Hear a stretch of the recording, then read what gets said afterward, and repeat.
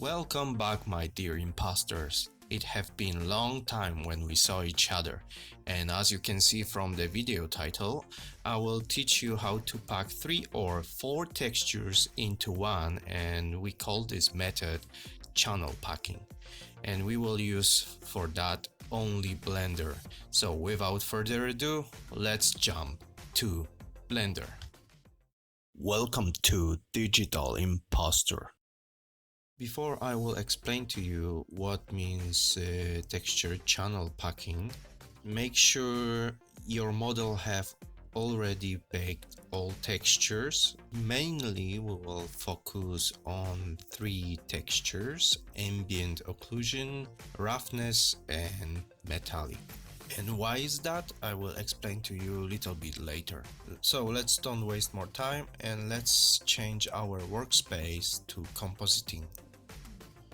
As you can see, I already prepared notes, but before I will explain to you how it works, I want to tell you a little bit about channel packing and why and where we using it. So usually on internet you will find information about channel packing, and a lot of people will use tools like GIMP, Photoshop or other manipulation picture software, and they will show you they using usually ambient, occlusion, metallic and roughness maps textures, right?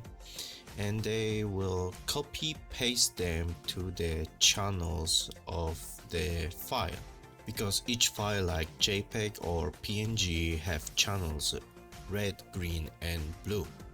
So that's why this method is called channel packing. And the files, usually the textures you will create using this method, they called ARM or ORM. But also you can met with different names of this kind of textures. Usually this method and this kind of texture maps people are using in the game industry to optimize to get the better performance for the games. Also, packing 3 textures into one file saves space on your hard drive, right? So after this short introduction to the channel packing, let me show you how to do that in Blender. So when we are already in compositing workspace, delete all the nodes that you see, just leave the composite and add the viewer node, Shift A, output viewer, okay? And now we will add the texture maps, so Shift A, input image, see? And here you open and you choose the texture you want. I already have done this, so this is how it should look for you. And also you have to add another node, combine RGBA, Shift A, convert, combine RGBA, okay? So then you take your ambient occlusion map, you plug to red, okay, your roughness to green and your metallic to B. Also you have the 4th channel, you can add another texture. In my case I choose the displacement, you can also do this. A is for alpha channel, but I just choose those 3 right now, okay? And that's why it's ARM. And of course you can switch the places of these textures the way you like it, but it's easy to remember, right? It's easy to remember ARM, ambient occlusion, roughness and metallic. And then this is how your result will look like. And then to save this file, select the viewer node and press the save image, and you choose the place and the name. Why we choose ambient occlusion, roughness and metallic textures? Well, because they are in grayscale. These are black and white textures, okay? Only black and white textures you can pack to red, green and blue channel. As you saw before when I was talking about channels, you saw red, green and blue channels are basically black and white. If you have more different kind of black and white grayscale textures, like for example in my case I have displacement texture, emission mask texture too, and I can combine them together to another this kind of texture. This time it would be called like DMM, yeah, because displacement mask 1, mask 2, and this is how the result will look like.